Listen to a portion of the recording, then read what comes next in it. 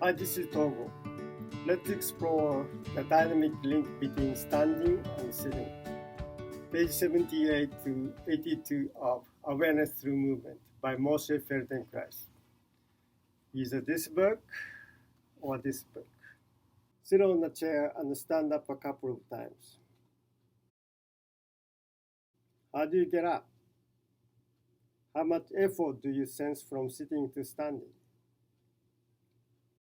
As you stand up, contract the muscle of the back of the neck, thereby drawing the head back and pointing the chin forward a couple of times.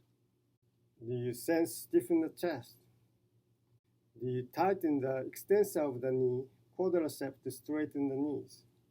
All these movements indicate the intention to get up by means of vigorous movement of the head, which draws the whole weight of the trunk behind it.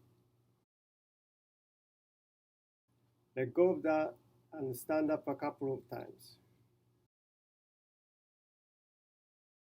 When do the feet press down on the floor? How does the center of gravity move as you stand up? Do you press your feet down on the floor before the body's center of gravity has moved over the sole of the feet? When the feet are pressed down too soon in the attempt to straighten the legs, the pelvis is held forcibly in place and its upper part may even be pushed back a little. Rising is attempted by the stomach muscle, which pulls the head forward and down. But the body will fall back into sitting position if the momentum of this movement is insufficient to raise the weight of the pelvis onto the legs, which are stiffened in an yielding position and do not bend at the knees and ankle joint. How can we get up from a chair in the natural, organic, and efficient way? Knowledge of self. When the center of gravity has really moved forward over the feet, a reflex movement will originate in the old nervous system and straighten the legs. This automatic movement will not be felt as an effort at all. Measure your mistakes and improvement. Place Basmol scales under your feet while sitting. Book says scales. I'm not sure if Moshe meant using two scales, placing a scale under each foot or just one scale under the feet. Get up in your accustomed manner and watch the needle of the scale. Observe the needle swing far beyond your weight, below your weight, oscillate backward and forward, and finally come to rest at the right figure. Does the needle move gradually, parallel to your rising, and no longer swing past your weight? If so, the movement no longer involves superfluous acceleration.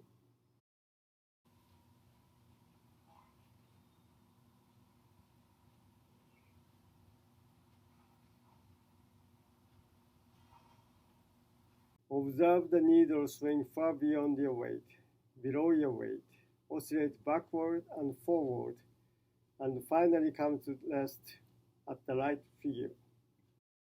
Does the needle move gradually, parallel to your rising, and no longer swing past your weight? If so, the movement no longer involves superfluous acceleration.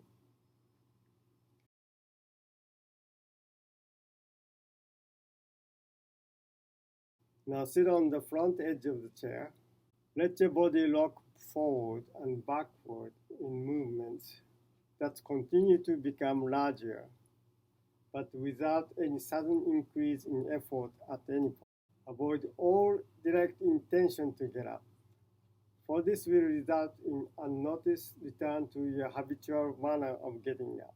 No effort greater than that involved in the rocking movement is actually required to get up. How is it done? Moshe provided 5 A's to improve actions. 1. Avoid conscious mobilization of the leg muscles.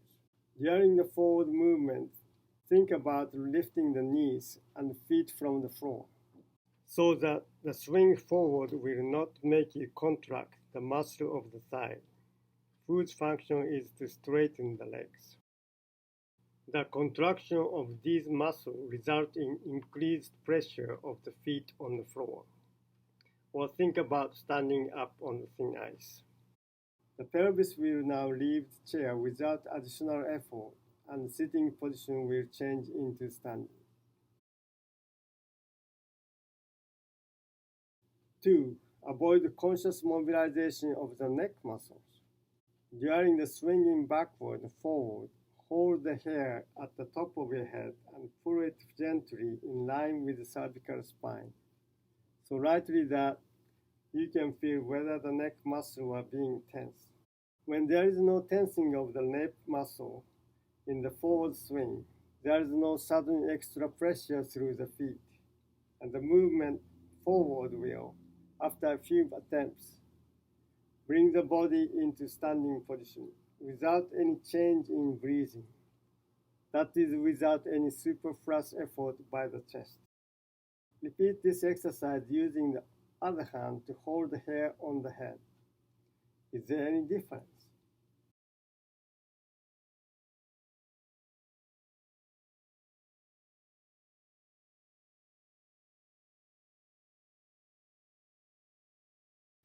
Three, seize intention to get up. Continue the forward movement to the point when effort is felt in the legs and or the rhythmical movement of the breathing is arrested. At this point, rising is no longer a continuation of the previous movement, but the sudden jerking effort. Stop all further movement and remain frozen in the position. Hold the intention to get up and see which part of the body relaxes. This is the effort that was superfluous to correct getting up. You pay close attention to detect it. If you stop the intention to rise, the frozen position immediately becomes as comfortable as sitting down, and it becomes equally easy to complete the movement into the upright position or to sit down again. 4. Rhythmical knee movement. Sit on the edge of a chair, place your feet on the ground comfortably far apart. Start moving your knees together and apart several times until the movement becomes rhythmical, regular, and easy.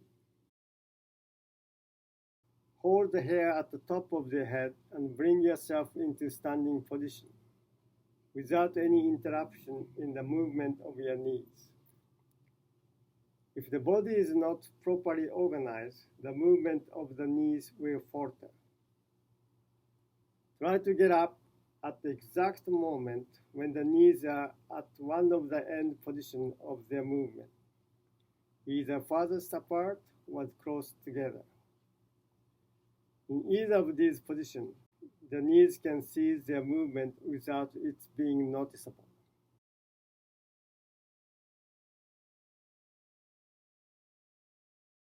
5. Separating action from intention.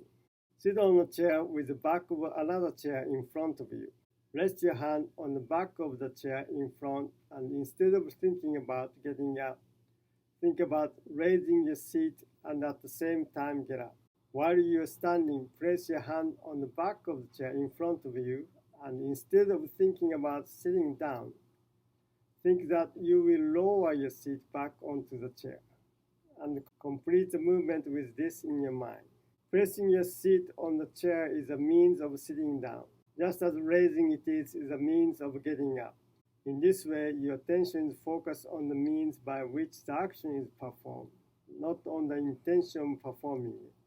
The action is properly carried out when it makes no difference whether you think about the intention or about the means of carrying it out. Can you realize how little effort is necessary to get up in the natural, organic, and efficient way? No effort greater than that involved in rocking movement is actually required to get up. Thank you very much. Have a day that is organic.